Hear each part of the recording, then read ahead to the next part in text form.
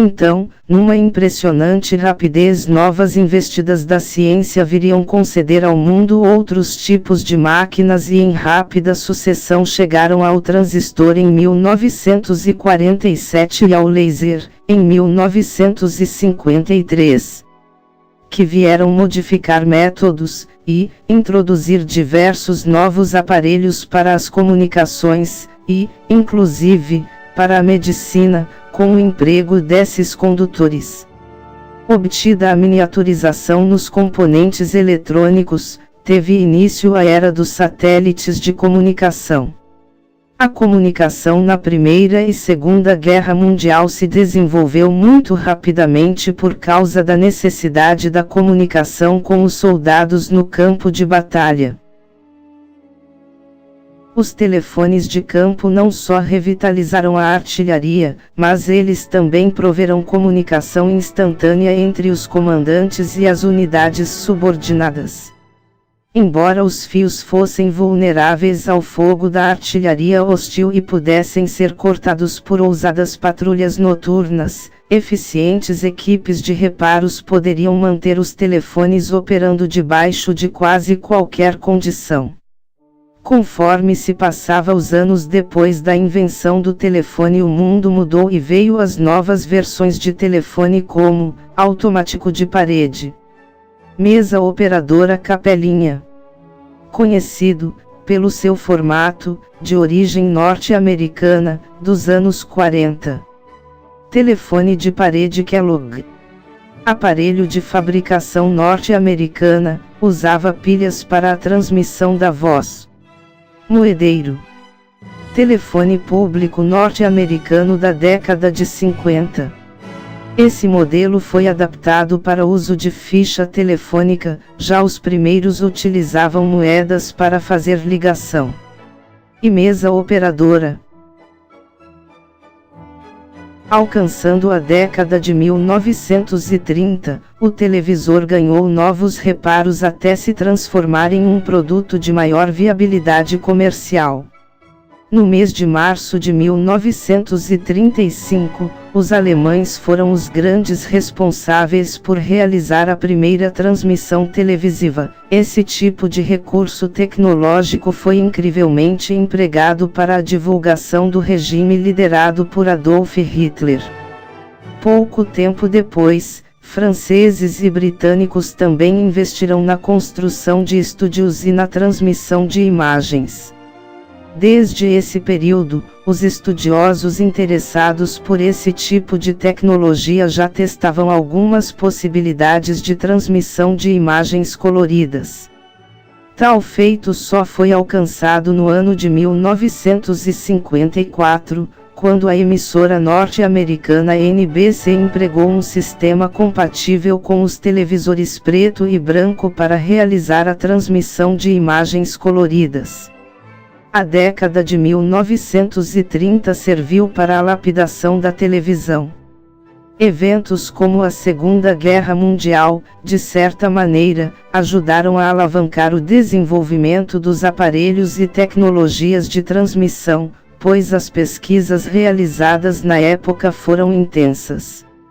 Grandes emissoras também já haviam surgido na década de 30. Canais como a BBC, CBS, CGT, abriam as portas para a transmissão de programas e eventos esportivos. Os aparelhos de TV já começavam a ser produzidos em larga escala, mas eram poucas as pessoas que tinham acesso a ele, tendo em vista que o rádio ainda era o meio de comunicação predominante e os preços ainda. A partir desta década, a resolução das imagens melhorou consideravelmente, passando das 60 linhas para até 405.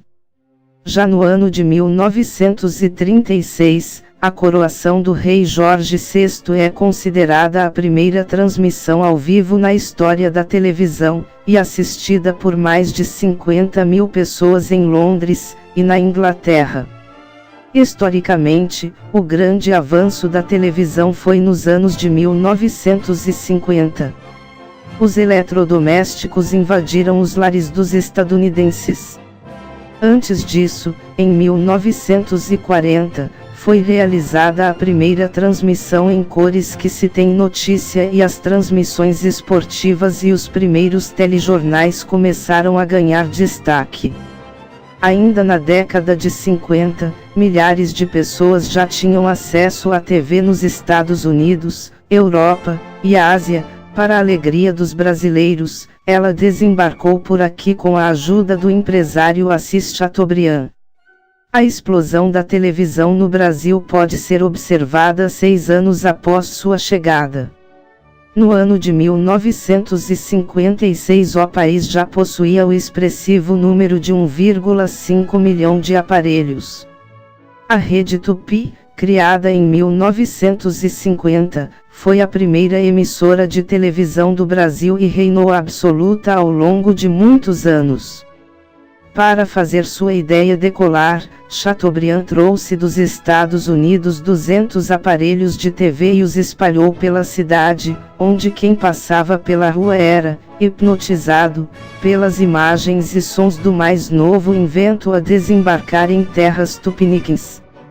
A invenção do controle remoto no início dos anos 50 impulsionou a compra de televisores no mundo inteiro, e também revolucionou a forma com que se assistia à televisão. As emissoras agora tinham um forte concorrente, o botão da emissora rival a poucos centímetros de distância. Desta forma precisavam ter uma programação diversificada e de alta qualidade para atrair telespectadores, e claro, anunciantes.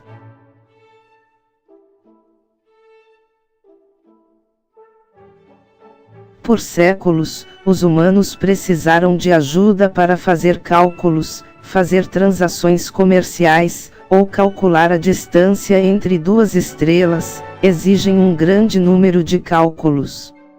E se você quiser um resultado preciso, nenhum erro é permitido. A primeira calculadora foram os dedos da mão.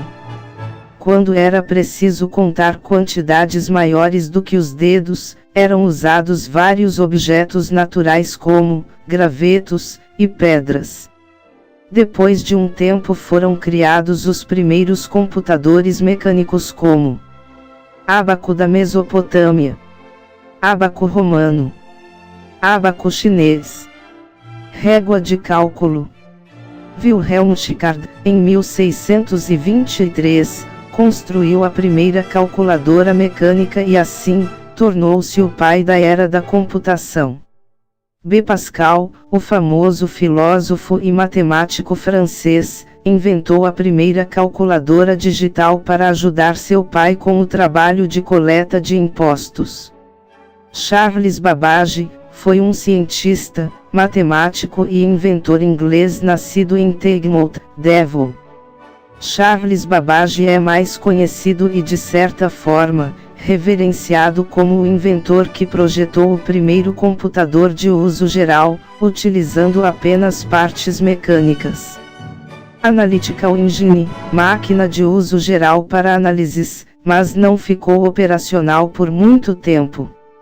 Mark I usava relés mecânicos com ciclo de 0,3 segundos. Colossus, construído pelo governo britânico para decifrar mensagens codificadas por enigma. EDSAC, primeiro computador com programa de armazenamento. IAS, usada até hoje, consiste em memória, processador, controle, entrada-saída. IBM 701, primeiro de uma série de máquinas científicas. ENIAC, seus inventores, John P. Kert e John Mauchly, demoraram 3 anos para construí-lo mediante uma doação de $500 mil, oferecida pelo Exército dos Estados Unidos. O projeto se chamou PX, e em 1944 juntou-se ao grupo do engenheiro John von Neumann. Os 3 cientistas conseguiram fazê-lo funcionar pela primeira vez em 14 de fevereiro de 1946, na Universidade da Pensilvânia. Os jornais da época o qualificaram de Einstein mecânico. O calor das válvulas elevava a temperatura do local até os 50 graus, e para efetuar diferentes operações, deviam mudar-se as conexões, como nas velhas centrais telefônicas, trabalho que podia tomar vários dias. Inicialmente o ENIAC foi construído para fins militares, era capaz de calcular com grande velocidade as trajetórias de projéteis. Mas ao finalizar a Segunda Guerra Mundial passou a ser utilizado para cálculos de investigações científicas. O rádio resistiu à febre da televisão, à chegada dos computadores e hoje em dia luta bravamente para se manter ativo em um mundo de tecnologia móvel e cada vez mais ágil. Nas grandes capitais, o rádio ainda é um ótimo companheiro para as manhãs e finais de tarde de trânsito intenso. 1941 a Rádio Nacional lança o Repórter Esso, primeiro rádio jornal brasileiro, também entra no ar a primeira novela radiofônica do país. 1946 o rádio ganha maior agilidade com o surgimento dos gravadores de fita magnética. Também os retificadores de selênio começam a substituir as válvulas retificadoras material semicondutor em estado sólido. 1955 a primeira transmissão experimental de rádio FM, pela Rádio Imprensa do Rio de Janeiro, extinta no final de dezembro de 2000. 1967 é criado o Ministério das Comunicações no dia 25 de fevereiro.